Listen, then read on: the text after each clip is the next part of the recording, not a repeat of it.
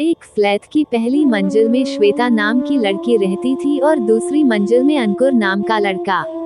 Shweta BCom final year में थी और अंकुर ने इंजीनियरिंग के फाइनल ईयर में। श्वेता और अंकुर दोनों एक दूसरे से बहुत प्यार करते थे।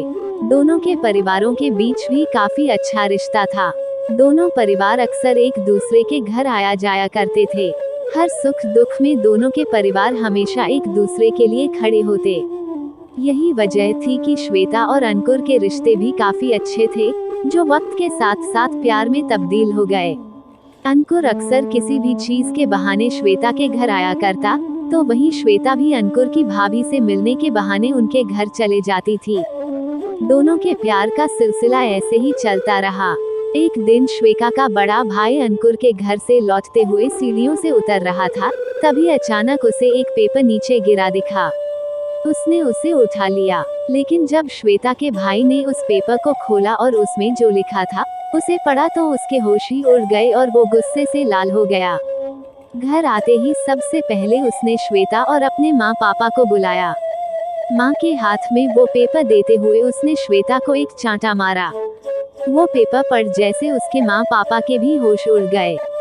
उसके बाद श्वेता की माँ ने भी उसे खूब चांटे मारा और बोला, कलमुन्ही, हमने इसलिए तुम्हें इतनी आजादी दे रखी है, पढ़ाई के बदले यही करती है तू। वो पेपर दरअसल एक लेटर था जो अंकुर ने श्वेता को दिया था और आते वक्त श्वेता से सीढ़ियों पर गिर गया था। फिर क्या था, दोनों परिवारों में भी दूरियां आ गई, लेकिन अंकुर और श्वेता का प्यार कहाँ कम होने वाला था। दोनों कॉलेज के बहाने अब घर से बाहर मिलने लगे। ऐसा लगता मानो अब दोनों ज्यादा आजाद हो गए हो। दोनों कभी रेस्टोरेंट जाते तो कभी पार्क। धीरे धीरे दोनों में प्यार भी बढ़ा और टकरार भी। देखते ही देखते अंकुर ने अपनी इंजीनियरिंग पूरी कर ली और अब वो जॉब के लिए शहर से बाहर जाने लगा।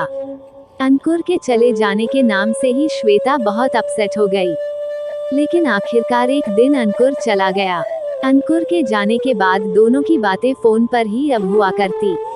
वक्त निकालकर अंकुर और श्वेता दोनों एक दूसरे से घंटों बातें करते, लेकिन अब धीरे धीरे श्वेता के पास अंकुर का फोन कम आने लगा।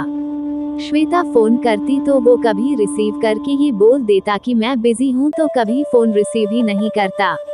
ऐसे में श्वेता तो मानो अंकुर के लिए बिल्कुल पागल होने लगी थी। अब श्वेता का ना खाने का मन करता, ना पढ़ने का और ना और किसी काम में। फिर एक बार अंकुर अपने घर आया। श्वेता बहुत खुश थी, सोचा अंकुर तो उससे जरूर मिलेगा, लेकिन अंकुर तो ऐसा बर्ताव कर रहा था मानो वो श्वेता को जानता ही ना हो। ये देखकर श्वेता बहुत चूत सी गई। उसे समझ आ गया था कि बाहर जाने के बाद अब अंकुर अपनी लाइफ में आगे बढ़ गया है। हो सकता है अंकुर को कोई और मिल गई हो, या फिर वो अपने घर वालों के कहने पर मुझसे रिश्ता नहीं रखना चाहता हो। श्वेता ने अपने दिल को ये सारी बातें बोलकर समझाने की कोशिश तो की, लेकिन श्वेता अब भी अंकुर को भूल नहीं पाई थी। और अब तो श्वेता का मानो प्यार से विश्वास ही उठ गया।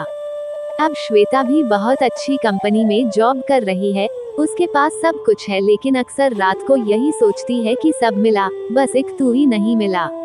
अब वो अपनी जिंदगी को जी नहीं रही, बस काट रही है।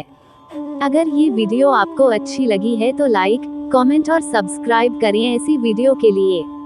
धन्यवाद।